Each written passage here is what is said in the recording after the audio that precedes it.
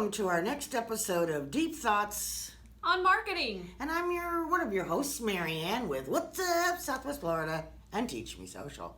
And I'm Jenny with Jenny Be Creative. Well, welcome, Jenny. Thank you. So today we have an interesting episode for you because I know when I first started my business and graphic designers would want things from me, I had no idea what they were talking about, and that's the different types of files for images and such that exist today, which is a lot more than existed when I started in business almost 10 years ago. But it's still very, very confusing. It is overwhelming. And I don't blame you if you're just like, that's okay. That's what everybody does. But that's why I'm here. So let's overwhelm you first. Okay, so there's JPEGs, PNGs, PSDs, EPSs, CDRs, GIFs, docs, PPTs, EMPs, waves, AIs, MOVs, EXEs, RAW, DMG, RARs, zips, PDFs, INDs, TIFFs, and that is just like a third of the different kind of files. Now, some of those I've heard of, and I have used, and I know what they are, and they're all great. I have no idea what some of them are. Okay, that's okay. But you're going to tell us. I actually do know what they all are. So what's a RAW? RAW is a image that is usually from a camera, and it's provided raw. So it is a huge file usually, and it is the max pixel of that camera. Got it. And so see, she knows. I do. It's we're gonna have a test on this later. So test cheat sheets, please. Well, anyway, so I'm gonna make your life easier. Yes. So we're going to focus on JPEGs. We're going to focus on PNGs. We're going to focus on PDFs and EPS files. Okay. So if you are doing anything on the internet, anything, the internet is 72 DPI, period. That is pretty low res. What does DPI stand for? Dots per inch. Ooh. Is that what a pixel is? One of those dots? Oh, look at that. We're learning. So the internet's low res, period. So because the computers need to process that information, so everything is low res, so it actually processes. So when you're wanting something for the internet, you're going to go JPEG or PNG. JPEG always has a white background. Warning, warning, warning. And PNG came about because of the white background. Thank you, PNG. And it's a transparent background. Correct. It has the option to have it transparent. It doesn't always come that way. And both of those do come in a high-res option, but PNGs have a tendency to only be RGB, which I'm throwing another series of letters at you. I'm so sorry. That's okay. What's an RGB? Because this is what we're here for. This is what we're here for. Yes. Okay, so RGB is essentially the light bulbs that make up your monitors, your telephone screens, and the red, green, and blue little lights that make up your screen. Didn't know that we had RGB. red and blue lights. And there's another one for anything that's print. That's CMYK.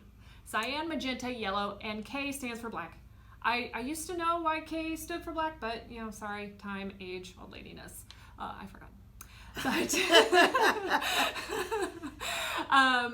so whenever you send a file that is meant to be on the internet, the interwebs, as I like to call them, please make sure it's RGB. If there's 1,000 ways to do it, and it depends if you have a PC or Mac. So we're not going to go into that because this video is not 5 days long.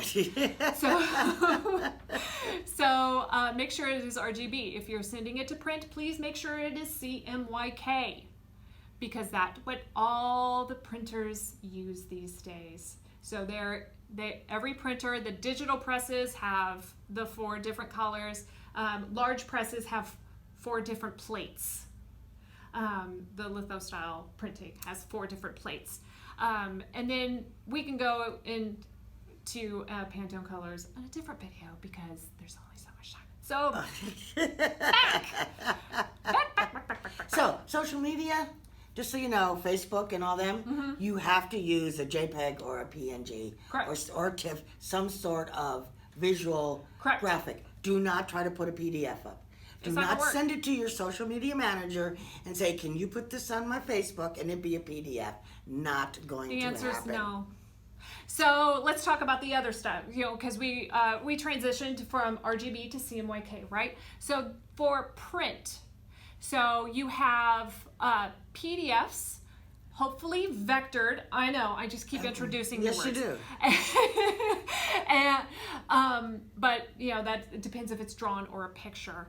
And then EPS files, which are completely usually vectored.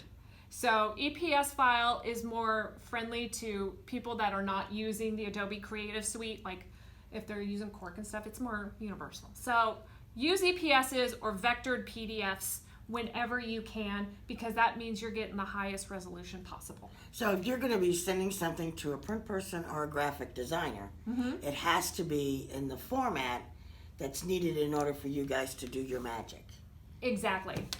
And the same when you get something back from a graphic designer, and we're going to caution you with logo people, a lot of times you will not get your logo in anything but a JPEG form, which is basically you can put it on the internet and that's it. Well, I mentioned vectored earlier, so let's Right. talk about that. So rasterized, another big word. Rasterized means it's flat.